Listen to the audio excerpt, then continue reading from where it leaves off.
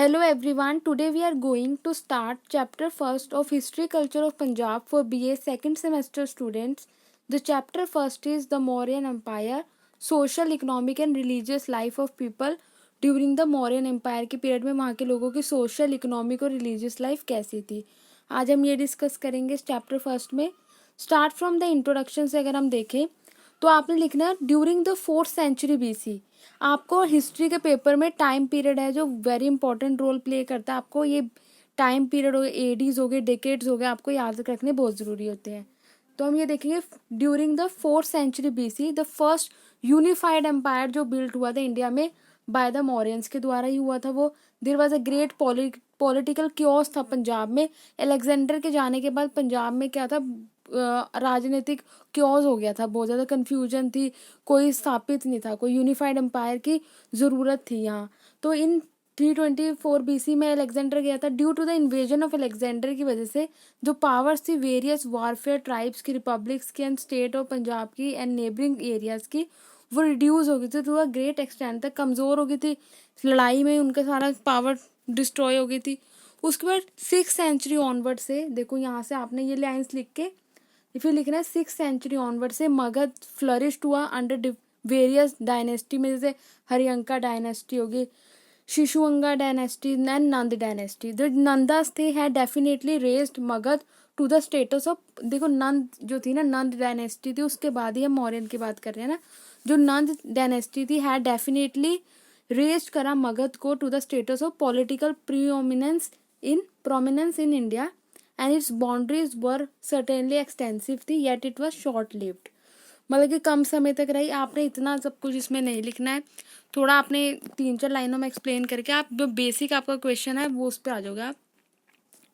फिर आप लिखोगे कि जो मौर्यन एम्पायर था वह distinguish not only in the extension of his territories and bringing stability to them for quite a long time, but its sound administration and its commitment in achieving public welfare also provided it is a unique place in Indian history. ये आप लिख के उसके बाद आता है foundation of Mauryan empire की. Foundation किसने करी है, आपको ये लाइन जरूर लिखनी है इंट्रोडक्शन में. चंद्रगुप्त मौर्य ने was the founder of Mauryan Empire and is regarded the first historical king of India. historical king जो है first short answer type questions के लिए first historical king of India वो चंद्रगुप्त मौर्य था. 322 से लेकर 297 BC. उसके बाद the career and achievements of Chandragupta Maurya make a interesting story in the history of India के अंदर. उसके बाद आपने इतना लिख के ये देखो क्रोनोलॉजिकल पीरियड कैसा था कि चंद्रगुप्त, ये आपको याद करने में आसान होगा. चंद्रगुप्त के बाद आपका बिंदुसार आया, बिंदुसार के बाद अशोक, अशोक के बाद कुणाल, कुणाल के बाद दशरथ, दशरथ के बाद कौन सा, संप्रति और फिर बृहदर्थ. इसके बाद early life of Chandragupta Maurya की अर्ली लाइफ की थी, उनकी सारी हिस्ट्री आ जाएगी. आप इसमें ये पढ़ सकते हो चंद्रगुप्त मौर्य के अर्ली लाइफ के बारे में कि some historian hold that he was a prince born in the Nanda family of, Magadh में पैदा होते हैं वो. कई हिस्टोरियंस ये कहते हैं but his mother was a low caste women in Mura. उनकी जो मदर थी वो मूरा थी. अगर आपने कोई हिस्टोरिकल सीरीज देखी हो तो आपको समझ आ जाएगा चंद्रगुप्त मौर्य से रिलेटेड, चाणक्य से रिलेटेड. तो इसमें वही है, हिस्टोरिकल पर्सपेक्टिव को एक्सप्लेन किया, उनकी अर्ली लाइफ के बारे में बताया गया. देखो अकॉर्डिंग टू जैन ट्रेडिशन क्या कह रहे हैं, हिस्टोरियंस क्या कह रहे हैं कि वो उनकी मदर ऐसी थी, ये सब कुछ इनके बारे में बता दिया गया, आप ये पढ़ सकते हो. उसके बाद लेजेंड्स ने स्टेट करा कि Chandragupta was picked up by Chanakya. Legends कहते हैं कि जो चंद्रगुप्त को किसने उठाया था, चाणक्य ने उठाया था, जो कौटिल्य और Vishnugupta and then taken to Taxila, उन्हें ले जाते हैं वो. फिर according to Buddhist text and tradition बोलते हैं कि चंद्रगुप्त वर डिस्कवर्ड बाय, देखो बुद्धिस्ट टेक्स्ट इसमें बहुत इंपॉर्टेंट रोल प्ले करेगा, हमने इस पे फोकस देना है. According to Buddhist text and tradition जो चंद्रगुप्त मौर्य जो थे उन्हें डिस्कवर किसने करा था, चाणक्य ने करा था. In a village as adopted son of cowherd के अडॉप्टेड, उन्हें सन को एज अडॉप्ट करा. He saw Chandragupta playing a royal game with some other children and was highly impressed हो जाते हैं और इसलिए वो उन्हें अडॉप्ट कर लेते हैं. उसके बाद क्या होता है, कॉन्क्वेस्ट ऑफ चंद्रगुप्त मौर्य. चंद्रगुप्त मौर्य की कॉन्क्वेस्ट, उनकी जीते, उनकी क्या क्या थी लड़ाइयाँ, उनमें उन्होंने कैसे जीती. कॉन्क्वेस्ट ऑफ पंजाब का देखो after the return and death of Alexander की हो जाती है 323 BC में. उनकी डेथ हो जाती है अलेक्जेंडर की। There was a violent revolt against the Greek rule in the, Punjab में रिवोल्ट हो जाता है बिल्कुल।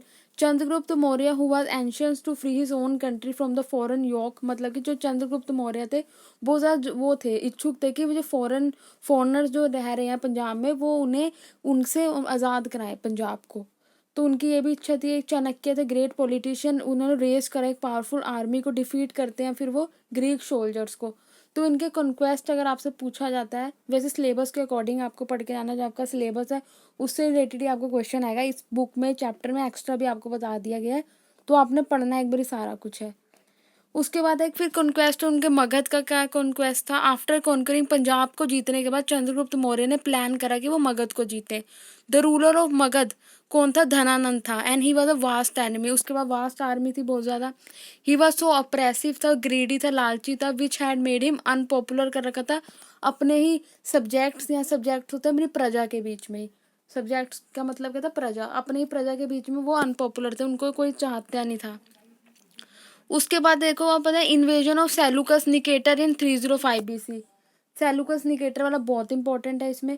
देखो सेलुकस कौन था? Was called by the Greeks the Nicator of the victorious, was a great general था अलेक्जेंडर का। आपको इतना इसमें पता होना चाहिए कि उसने उसके बाद क्या क्या किया। सेलुकस ने सरेंडर कर दी the territory of modern Baluchistan की, अफगानिस्तान की, एज अ हिंदू कुछ, तो चंद्रगुप्त मौर्य को दे देता है वो। जो जो उनका इंपॉर्टेंट चीज़ें आपको वो ध्यान रखनी है। He was also gave his daughter Helen in marriage to Chandragupta. Chandragupta को उसने अपनी डॉटर हेलन भी दे दी थी एज अ मैरिज की तौर पे। उसके बाद Chandragupta also presented Seleucus 500 war elephants भी सेलुकस ने दे दिए थे चंद्रगुप्त को। और सेलुकस कौन था? ये कि जर्नल था किसके आर्मी में? अलेक्जेंडर के आर्मी में।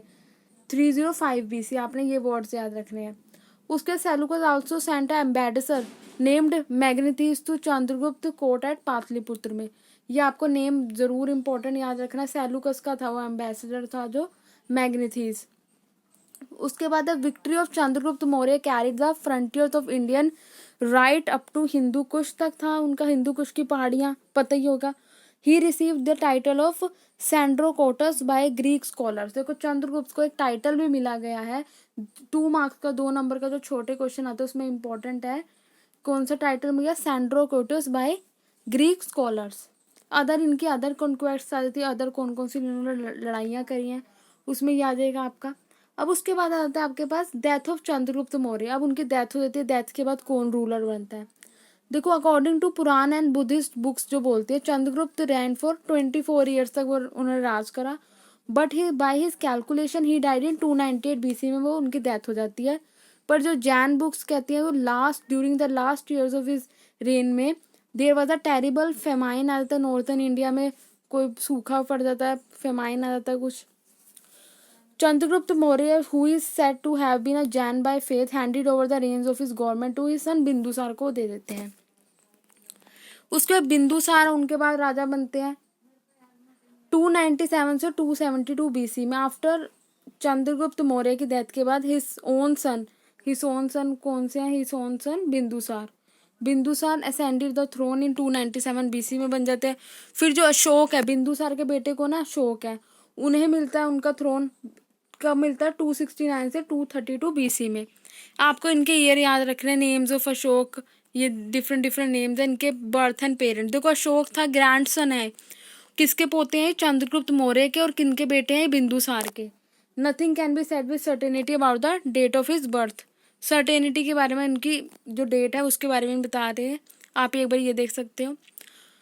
उसके बाद as a prince not much information is available about the childhood of Ashoka, but this much is certain that he was more clever, active था और वाइज था then all his brother. When he grew up, his father appointed him as a governor, मतलब Kumar of Ujjain. After that, he was sent to Takshashila to suppress the revolt, which his elder brother Sushima has failed to quell. ये उनकी history बताई गई। Marriage अब जाती है अब अशोक के यानी प्रोजिनी, अब उनके जो है आगे। It is known from the inscription से आपको पता लगता है। इंस्क्रिप्शंस क्या होती है? आपके जो पत्थरों पे गड़ी हुई चीज़ें आपको लिखी होती है। जैसे अगर आप रॉक गार्डन आओगे तो वहाँ पत्थर पे लिख रखा होगा ये कब बना है रॉक गार्डन। तो जो पत्थरों पे गाड़ के चीज़ें लिखी रहती है वो आपके होती हैं इंस्क्रिप्शंस होती हैं। तो आपको इंस्क्रिप्शन से पता लगता है एंड द बुद्धिस्ट ट्रेडिशन से that he had enter into many wedlocks में वो गए थे, उनके बहुत सी शादियां हुई थी। एंड एज मच एज मैंने उनकी वाइफ थी, जैसे देवी, कुरुवकी, जिनकी पद्मावती, त्रि त्रि हर क्षति, अपने डिफरेंट डिफरेंट नेम्स हैं, आप वाइफ के नेम देख सकते हो उनके। फिर उनके 4 बेटे भी थे, महेंद्र, कुणाल, जलोक एंड त्रिवर, ये अशोक के बेटे थे। War of succession and Ashoka accession to the throne, अब उसकी लड़ाई होती है सक्सेशन के लिए। अब उसके बाद coronation of Ashoka and titles, देखो 10 his coronation took place in 269 में होता है, और he was generally known as Devanampriya which beloved to the gods and Priyadarshi which means of pleasing appearance, इसका मतलब होता है। अब एक्सटेंट कैसे होता है एम्पायर का, कहाँ तक फैला होता है। He control the Hindu Kush to Bengal and extended over Afghanistan, Balochistan और होल ऑफ इंडिया एक्सटेंड कर लेते हैं। वो जो मगध का एम्पायर था, उन्होंने कलिंगा की लड़ाई भी लड़ी थी, किन्होंने लड़ी थी, अशोक ने, in the year 261 BC as mention in the 13th rock edict पे लिखा हुआ है। अब उसके बाद जो आपका क्वेश्चन है वो ये है कि discuss the social, religious, economic and cultural condition of Punjab during the modern age में, मौर्यन एज में कैसी थी उनकी कंडीशन, वहाँ के लोगों की। जो मेन आपका क्वेश्चन है डिस्कस करने वाला, सोशल, रिलीजियस, इकोनॉमिक और कल्चरल कंडीशन की थी पंजाब की मौर्यन एज में, वो कैसी थी। देखो, Mauryan were the first who establish and maintain a big empire, जिन्होंने एस्टैब्लिश करा था for about a century in India, मतलब 100 साल, सेंचुरी तक। सोशल लाइफ अब हम देख लेते हैं वो क्या थी इनकी। ड्यूरिंग द मौर्यन पीरियड में the Punjab traverse through a phase of many social, religious, economic and cultural transition आए हैं। इंटरकास्ट मैरिजेज होती है, the number of mixed races आ जाते हैं, जैसे ग्रीक, पर्शियन, जैसे जो रह गए अलेक्जेंडर के आर्मी में जो सेना उसकी रह गई थी, उन्होंने यही शादियां कर ली थी पंजाब में, तो मिक्स्ड रेस हो गई थी। जब आप जैसे आपने गंधार स्कूल ऑफ आर्ट पढ़ा होगा, उसके अंदर यही है कि आप इंडिया का टेक्स्ट होता है, पर वो गंधार स्कूल ऑफ आर्ट में ग्रीक की तरह आर्टिस्ट करते हैं, जो आर्टिस्ट है वो ग्रीक है, तो इसके आपकी जो आइडल्स बनेंगी, आप जो मूर्तियां बनाओगे तो वो कैसे स्टाइल से बन रही है। कंसेप्ट आपका इंडिया है, बुद्धिस्ट जो है आपका, जो आपकी डिफरेंट डिफरेंट मूर्तियां हैं, आप इंडिया का कंसेप्ट देते हो, उन्हें देवी आप इंडिया की दे रहे हो, पर जिस तरीके से वो फॉर्म कर रहे हैं उस आर्ट को, वो क्या आपकी ग्रीक आर्ट है। तो गंधार स्कूल ऑफ आर्ट इसका बिगेस्ट एग्जाम्पल है। वैसे इंटरकास्ट मैरिजेज हुई हैं, तो मिक्स्ड रेस आ गई पंजाब के अंदर। ग्रीक पंजाब की लड़कियों से शादी करें, जो ग्रीक के सोल्जर्स यहाँ रह चुके हैं अलेक्जेंडर के, वो वापस नहीं जाते हैं और उनके आधे अंग कटे हुए हैं, तो वो कहते हैं अब हम वापस तो जा नहीं सकते ग्रीक, वो यहीं शादियां कर लेते हैं। इससे क्या होता है, मिक्स रेस, पंजाब के अंदर मिक्स रेस का कंसेप्ट शुरू हो जाता है। द कास्ट सिस्टम क्या होता है, डाइवर्स कास्ट सिस्टम भी आता है। देखो इन सोशल लाइफ में the caste system probably not very rigid नहीं है। The presence of 4 caste system does not find a mention in the, जो 4 कास्ट सिस्टम जो हमने पढ़ा है, कौन कौन सी है, ब्राह्मण्स हैं, क्षत्रिय हैं, वैश्यास हैं और शूद्रास है, वो कह रहे हैं यहाँ नहीं मिलती हमारे इंस्क्रिप्शन में। अशोका की जो आपकी इंस्क्रिप्शन है वहाँ नहीं मिलती। The inscription speak of Brahmins and ascetic but not of other caste के बारे में वो नहीं बोलते हैं, ये बोला गया है इसके अंदर। आप ये डिस्कस कर सकते हो, आपने थोड़ा थोड़ा इसके बारे में लिखना है। Farmer, soldiers, herdsmen, artisans, magistrates and councillors, ये आ गया आपका probably the reason why Megasthenes refer 7 castes बोल देते हैं। ये आपका वेरी इंपॉर्टेंट है, आपने ये लिखना है कि 7 कास्टेज कौन कौन सी हैं मैग्नीथ के अकॉर्डिंग। मैग्नीथिस कौन था, जो किसने भेजा था, सेलुकस के उसके इरा के अंदर जो आया था ना, वो है। उसके बाद क्या आपका high character of the people था, यहाँ के लोगों का हाई कैरेक्टर था। लिटिगेशन मतलब कि ज़्यादा केसेस कूसेस नहीं थे, लिटिगेशन थी एब्सोल्युटली रेयर होती थी। कैरेक्टर यहाँ का हाई था। जो वुमेन की कंडीशन थी, जो वुमेन की वो डेट्रोएटेड थी, वो बुरी कंडीशन में थी वुमेन। यहाँ वेरी इंपॉर्टेंट है कि वुमेन की कैसी कंडीशन थी, है deteriorated. Of course they were educated थी, सोशल और रिलीजियस फंक्शन में पार्टिसिपेट करती थी वो, as a spy, body guards as mentioned in Kautilya अर्षा। However there these privileges were restricted only to a minority belong. अब मतलब जो अपर कास्ट की जो वुमेन्स थी, अपर स्ट्रेटा की, अपर क्लास की वुमेन थी, उन्हें ज़्यादा कुछ वो थी, उनके पास ज़्यादा फ्रीडम थी, रिस्ट्रिक्शन इतनी नहीं थी, उनके इज्जत ज़्यादा थी एग्जाम बोला जाए तो। और जो दूसरी वुमेन्स की कंडीशन थी वो डेटरेटेड थी, मतलब बेकार थी। Monogamy was a rule but males of rich और रूलिंग क्लास के स्टार्टेड कीपिंग मैनी वाइफ्स। देखो आप, अगर आप वो पढ़ा होगा आपने ऋग्वेदिक एज में, आपके कहते हैं मोनोगैमी को प्रेफर दिया था कि एक पति की एक ही बीवी होगी, पर यहाँ क्या होता है, पॉलीगैमी हो रही थी, पॉलीएंड्रस मैरिजेस भी देखी गई, मतलब पॉलीगैमी होती थी। कि राजा थे, बहुत सी रानियाँ होती थी, बहुत सी औरतों के साथ शादी कर लेते थे वो, तो वुमेन की कंडीशन भी डेटर थी। Physical chastity of women was gaining important, window remarriage and divorce were discourage. देखो क्या होता है, विडो रीमैरिज नहीं हो रही थी यहाँ, डिवोर्स भी नहीं देने देते थे, ना विडो मैरिज होने देते थे। प्रोस्टिट्यूशन वाज प्रेवलेंट था, प्रोस्टिट्यूशन जो वाला था कल्चर था वो प्रेवलेंट हो गया था attach to royal household में, तो ये चल आ रहा था। ठीक है, स्टैंडर्ड ऑफ लिविंग कैसी थी, gone up because of good administration, increase in taste, standard of living लोगों की बढ़ गई थी। इनका खाना पीना कैसा था आप ये देख सकते हैं, rice, pulses, fruits, vegetable, other products ये यूज़ करते थे अपने कॉमन डाइट में। ऑन ओकेजन और फेस्टिवल सोशल गैदरिंग में मीट और ड्रिंक इंटॉक्सिकेटिंग भी लेते थे। अच्छे कपड़े पाते थे बोथ मैन एंड वुमेन, तो स्टैंडर्ड ऑफ लिविंग इनकी हाई थी। पर जो पोजीशन ऑफ वुमेन थी वो डिक्रीज हो गई थी। गेम्स एंड अम्यूजमेंट में क्या क्या करते थे वो, चेस खेलते थे, गैम्बलिंग करते थे, ड्रामा, म्यूजिक, इनके गेम्स और अम्यूजमेंट्स आ जाते हैं ये। आर्चरी, स्विमिंग, बोटिंग, ये डिफरेंट डिफरेंट। स्लेव सिस्टम भी आ गया था देखो यहाँ। जो Megasthenes wrote that there was no slave in India but he was wrong, slavery was prevalent in India though in a much milder form than in the west. Slave Mauryan rulers had encourage slavery due to economic reason. देखो स्लेवरी भी यहाँ थी, मौर्यन ने economic region की वजह से Mauryan period में यह इंकरेज हो रही थी, पर वेस्ट से ज़्यादा नहीं थी, थोड़े कम माइल्ड लेवल पे थी। उसका मैरिज सिस्टम कैसा था यहाँ का, according to Megasthenes no one was allowed to marry outside his own caste और pursue other occupation except his own, but according to समृद्धि इंटर कास्ट मैरिज अप्रूव हो गई थी of except for Brahmins. Brahmins में इंटरकास्ट मैरिजेस नहीं कर सकते थे पर दूसरे इंटरकास्ट मैरिज कर सकते थे। जो इंस्टीट्यूशन ऑफ फैमिली था was well establish and joint family system भी प्रेवलेंट था। 8 काइंड ऑफ मैरिजेस डिस्कस करी गई हैं जो होती थी। एजुकेशन कैसी थी, तो देखो जो मौर्यन रूलर से gave much attention to the spread of education. During the reign of Chandragupta Maurya के राइम में 2 यूनिवर्सिटी चल रही थी, Taxila and the other Banaras generally flourish हुई थी। तक्षशिला हो रही थी एक यूनिवर्सिटी थी, और दूसरी कौन सी थी हमारी, Banaras university. Both were university played a pivotal role in the spread of education में, बड़ा इंपॉर्टेंट रोल इन्होंने प्ले करा। Students from far off basic Greece हो गए, चाइना हो गए, वो तक्षशिला आते थे पढ़ने के लिए। देखो जो अशोक के जो एडिक्ट्स हैं वो रिटर्न होते हैं रॉक्स पे और पिलर्स पे, put on important road and very prominent places for common man to read. Important roads पे उनके एडिक्ट्स लिखा गया है जहाँ से कॉमन मैन उन्हें आराम से पढ़ सकता है कि क्या अशोका के टाइम पीरियड पे कैसा थी सिचुएशन। अब उसमें रिलीजियस लाइफ आ गया। रिलीजियस लाइफ में क्या है, चेंज इन हिंदुज़म में चेंजेस आ गए। हिंदुज़म अंडरगोन सर्टन चेंजेस, जैसे क्षत्रिय, Shiva, Varun, Indra, Agni and rivers like Ganges and Yamuna were worship by god and goddess. Yajna perform होने लगे। Animal sacrifice had lost much of this important, animal sacrifice नहीं होते। Image worship however had not started by that time, image worship अभी नहीं हुई थी start. All the ceremony had received a little setback owing to preach. Buddhism start हो गया था preach होना। तो ये सब जो चीज़ें थी ना, जो हमारी ये वाली चीज़ें थी, आइडल वर्कशिप हो गया, एनिमल सेक्रीफाइस, इमेज वर्कशिप, वो इतनी स्टार्ट नहीं हुई थी। बुद्धिज्म की वजह से रिसीव्ड अ लिटिल सेटबैक, इन पे इतना ज़्यादा फोकस नहीं कर रहे थे क्योंकि बुद्धिज्म स्टार्ट हो गया था। उस पर जैनिज्म हो गया। जैन धर्म too was professed by the people. Jain धर्म और the great impetus to Buddhism पे ज़्यादा फोकस आ गया था लोगों को, क्योंकि अशोका ने बुद्धिज्म को ही प्रमोट करा है। बुद्धिज्म के प्रिंसिपल लोग अडॉप्ट करने लगे थे, सीख रहे थे। स्पिरिट ऑफ रिलीजियस टॉलरेशन आ गई थी अब उनके अंदर।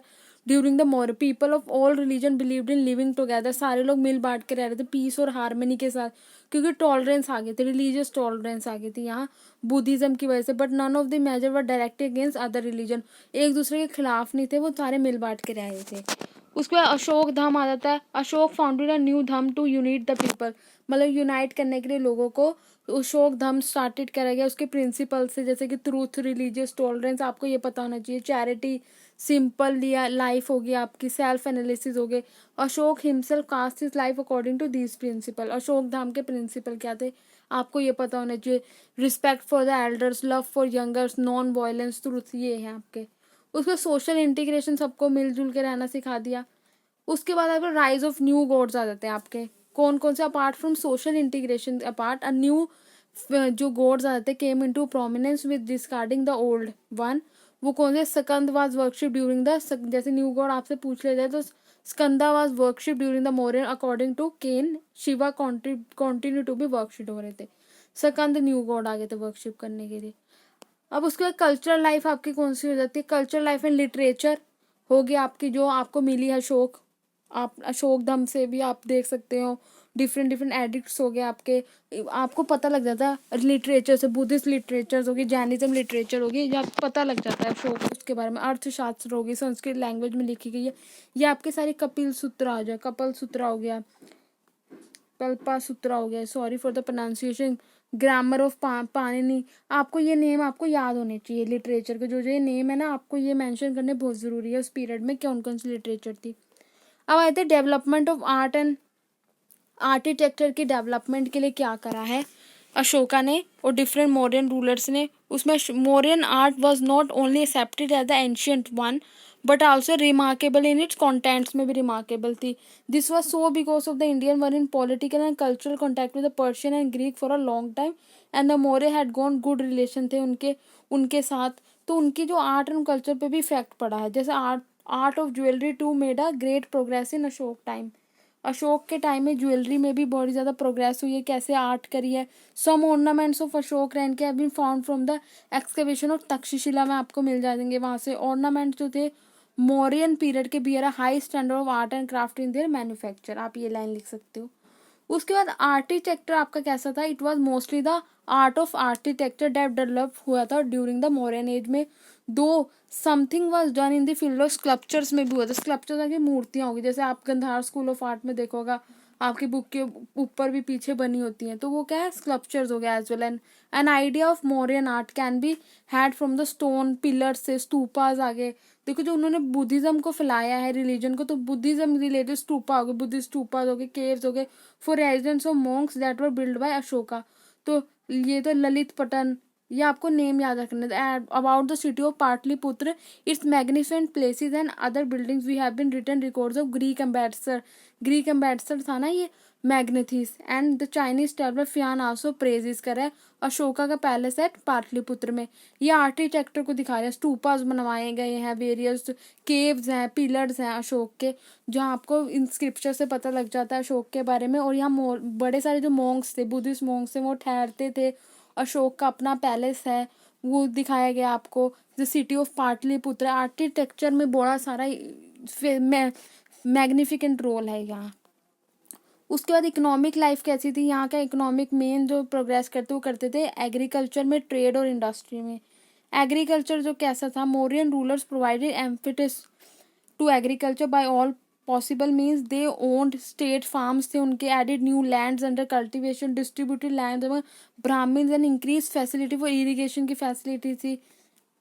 उसके बाद ये सब कुछ है, protection of field and forest from fire, ये जनरल बातें हैं। इंडस्ट्री कौन कौन सी थी आपको मेन आपको ये पता होना चाहिए। जो स्टेट कंट्रोल कर रहा था weights measure trade and prices, is also took part in trade and production of many, किसके अंदर आर्टिकल्स के अंदर। Monopoly over production and trade of many articles like making ornaments, boat, ships and coins. देखो most popular क्या था among them है nishka, a gold coin, purana silver coin and a karshapana, a copper coin. आप इसकी प्रोनाउंसिएशन देख लेना, ये वेरी इंपॉर्टेंट है, आपने ये देखना है क्या कौन सी इंडस्ट्री लगी हुई थी, कौन कौन से कॉइन बनते थे। गिल्ड सिस्टम है जो वेरी वेरी इंपॉर्टेंट है, ये क्या न्यू सिस्टम आया, नेम से ही आपको पता लग रहा है।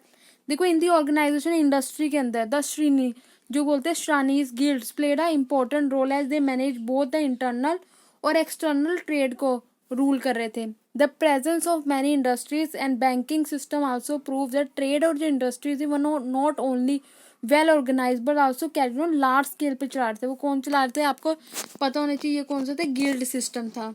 The government respected the constitution को रिस्पेक्ट करते हैं, प्रिविलेज ऑफ दीज गिल्ड्स। जो ट्रेडर्स एंड आर्टिशन है the power to frame their own rules for their classes. अपनी जैसे अभी भी आप देखते हो सराफा, जैसे आप जाओगे सराफा बाजार है, यहाँ के अपने मार्केट की अपनी सोसाइटी होती है, अपने इनके रूल्स बने होते हैं। आप उधर बर्तन बाजार में जाओगे आपके अपने वहाँ अपनी सोसाइटी है ट्रेडर्स की अचीवमेंट्स की। आप वहाँ जाओगे जहाँ लकड़ी मार्केट है, लकड़ी का सामान, उनके अपने रूल्स है, अपने रेट फिक्स है। आप वेजिटेबल मार्केट में जाओगे उनके अपने रूल्स हैं सिस्टम को रन करने के। वैसे वही सिस्टम हम आज के टाइम में भी फॉलो करें, द गिल्ड सिस्टम जो मौर्य ने स्टार्ट किया था, जिसे हम बोलते हैं shrenis. Important role manage both internal और एक्सटर्नल ट्रेड के लिए। क्राफ्ट्स क्या क्या थे इनके, craft was also that of carpenter who manufacture carts and other article for trade traffic and also for the army के लिए। The Punjab is also found in the accounts of Greeks में मिल जाता है। आइवरी वर्कर्स, लोहार हो गए, black Smiths हो गए, weaver workers in precious stone में, leather making of bows and arrows are like. अब है मीन्स ऑफ कम्युनिकेशन। कम्युनिकेशन कैसा था? Trade was carried on through land, rivers and high seas से आपका ट्रेड होता था। कम्युनिकेशन का सिस्टम था। Hence great attention was paid to laying and maintenance of roads and waterways. Kautilya जो थे प्राइम मिनिस्टर है ना उस चंद्रगुप्त के पीरियड के टाइम के, and the Greek writer mention a large variety of roads and pathway के बारे में मेंशन करा गया है। जैसे कि पाटलिपुत्र टू तक्षशिला है, another from Pataliputra to western coast है, Kashi and Ujjain and yet another connected Pataliputra with the sea port. Pataliputra में क्या था? अशोका का अपना पैलेस था। उसके बाद है ट्रेड। कैसा कैसे ट्रेड करते हैं हम?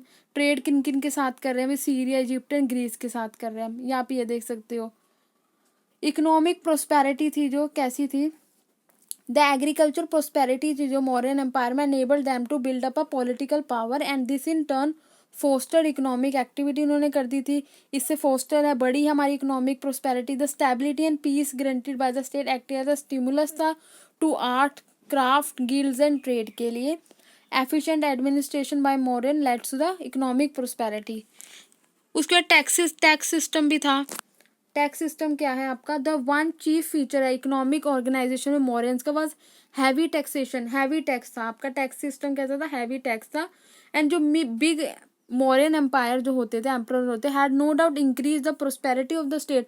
बट उन्होंने ह्यूज सिविल और मिलिट्री एक्सपेंडिचर पे कैसे लगाते थे? वो हैवी हैवी टैक्स लगा लगा के उन्होंने डेवलपमेंट ऐसी करी है। प्रोस्पेरिटी तो इंक्रीज हुई of the state but it had also led to the huge civil and military expenditure, खर्चे भी करे हैं। This necessitated heavy taxation of the people. इन खर्चों से कैसे वो भर पाते थे? हैवी टैक्सेशन लोगों पे लगाते थे by the state, which must have cause hardship to the people. को हार्डशिप होती थी। बट ऑल देखो इसी सिस्टम से स्लेवरी सिस्टम भी स्टार्ट हुआ था। इकोनॉमिक क्योंकि इकोनॉमिकली ज़्यादा स्ट्रॉन्ग नहीं थे लोग, तो स्लेवरी सिस्टम भी इसलिए स्टार्ट हुआ था क्योंकि हैवी टैक्सेशन, टैक्सेस नहीं दे पाते थे। और स्टेट को टैक्सेस क्यों चाहते थे? कि वो मिलिट्री और सिविल एक्सपेंडिचर कर सके डेवलपमेंट के लिए। इन दिस वे में हम डिस्कस कर लिए उनकी सोशल इकोनॉमिक जो उनकी लाइफ थी, कल्चरल लाइफ कैसी थी ड्यूरिंग द मॉडर्न पीरियड में, एम्पायर में लोगों की कैसी थी। उसके बाद आप देख लेते हैं सेकंड जो है, ये आपके सिलेबस में अगर आप देख सकते हो, पर ये अगर आगे मैं इसको स्क्रॉल कर देती हूँ, आप एक बार देख लो कि गिवन अकाउंट ऑफ रिलेशन कैसे थे अशोक के with Buddhism and efforts made by him to propagate it. कैसे अशोक ने बुद्धिज्म को फैलाया है, आप इसे देख सकते हो। पर आपने अपना जो सिलेबस के अकॉर्डिंग ही पढ़ना है। यूनिट फर्स्ट में कौन सा टॉपिक है, बुक के अंदर बहुत से क्वेश्चंस होंगे, डिफरेंट क्वेश्चंस होंगे आपके चैप्टर फर्स्ट के अंदर, पर आपने अपने सिलेबस के अकॉर्डिंग ही पढ़ना। अगर आपसे सोशल इकोनॉमिक और कल्चरल लाइफ के बारे में आपका सिलेबस में है तो आपको उतना ही पढ़ना, उतना ही लिखना है। आपने एक्स्ट्रा के पढ़ने को लिखने का आपको कोई मार्क्स नहीं मिलेंगे। नॉलेज से एक करने के लिए आप पढ़ सकते हो।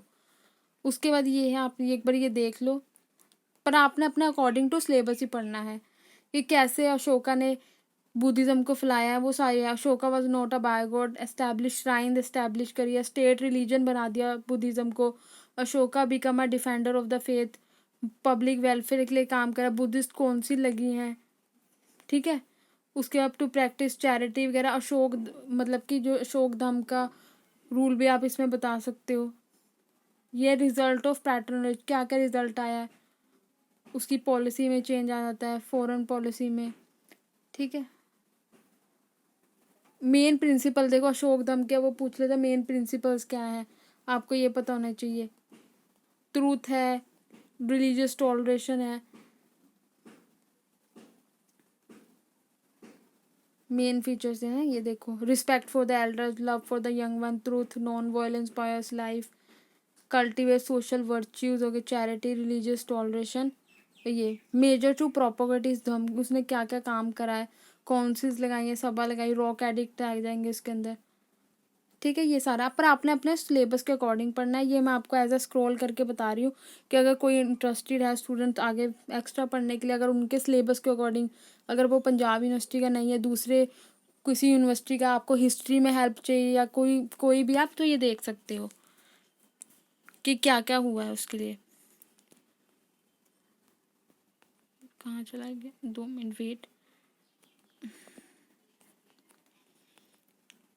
ये फीचर्स हो गए ना अशोक धर्म के।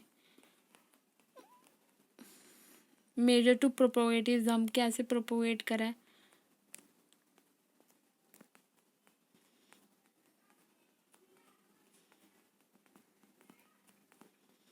उसके बाद आपके शॉर्ट आंसर टाइप क्वेश्चन आते हैं, इन्फ्लुएंस है, ठीक है। इसके बाद आपके आते हैं शॉर्ट आंसर टाइप क्वेश्चंस, कि आपके शॉर्ट आंसर टाइप क्वेश्चन कौन से हैं। वो ये देखो, फर्स्ट क्वेश्चन है ये आपके शॉर्ट आंसर टाइप क्वेश्चंस है जो आपके चैप्टर से ही आपसे पूछे गए हैं। सक्सेसर कौन था, बिंदुसार था। या आप एक बार ढंग से स्क्रीनशॉट ले लो और इसे पढ़ लो। शॉर्ट आंसर टाइप्स हैं क्वेश्चंस ये, ठीक है।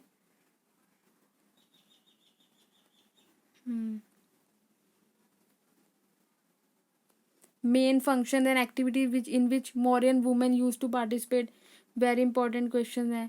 ये आपके सारे शॉर्ट आंसर टाइप क्वेश्चन है, आपको 2 मार्क्स में आपको आ ही जाते हैं। जो लॉन्ग है वो आपको आगे डिस्कस कर लिया कि उनकी सोशल इकोनॉमिक को कैसी लाइफ थी, कल्चरल लाइफ कैसी थी मौर्यन पीरियड में, ठीक है। उसके बाद आपका ये 18 क्वेश्चन, अगर कितने टाइप की मैरिजेस थी, 8 टाइप की मैरिजेस थी। Mention some of the social evils, कौन कौन से, प्रोस्टिट्यूशन, पॉलीगैमी, पर्दा सिस्टम था, ठीक है। 3 सेक्शंस कौन के सोसाइटी के, हिंदू, जैन एंड बुद्धिज्म में था, ठीक है। ये सब कुछ आ जाएगा आपके इस चैप्टर से रिलेटेड। आपके शॉर्ट क्वेश्चन आपसे एग्जाम में पूछे जाते हैं। आइदर जो आपका मेन एग्जाम होगा पंजाब यूनिवर्सिटी चंडीगढ़ जो आपसे लेगी, चाहे आपके कॉलेजेस के हो गए एग्जाम, आपके मिड सेमेस्टर्स हो गए, उसमें भी आपको ही हेल्प करेंगे। ये आपके शॉर्ट क्वेश्चन है, अप्रॉक्स 40 होंगे शॉर्ट क्वेश्चन आपके, जो वेरी वेरी इंपॉर्टेंट है। तो 41 42 डिफरेंट आप इन्हें पढ़ सकते हो। देखो, मैग्नेटिस हैज कॉल्ड पाटलिपुत्रस पलिम्बोध, ये वेरी इंपॉर्टेंट क्वेश्चन है कि मैग्नेटिस ने क्या कहा था।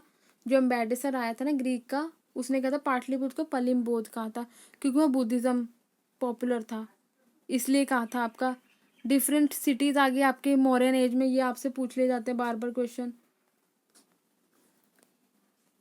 ठीक है। अशोक कब कॉर्नेशन उनकी हुई है, कब डाइड हुए हैं वो, ये आपसे पूछ लिया जाता है क्वेश्चन, ठीक है। अशोक डिफरेंट नेम्स आप पूछ लिए जाते हैं आपसे, 2 नेम्स ऑफ अशोक नोन, ये आपके शॉर्ट क्वेश्चन है।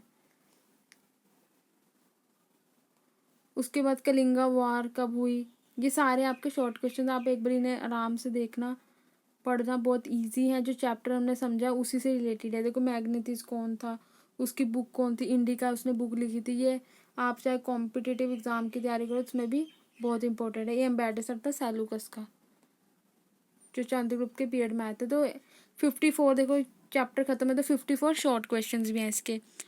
होप आपको ये वीडियो अच्छी लगी होगी। Thank you very much.